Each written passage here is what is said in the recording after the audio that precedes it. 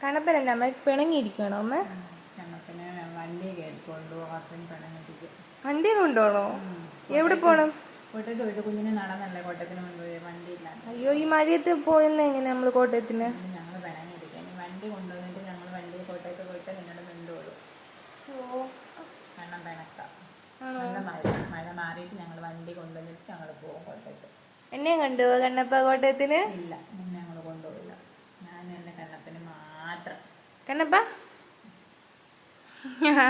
എന്നെ കൊണ്ടുപോകും കണ്ണപ്പ.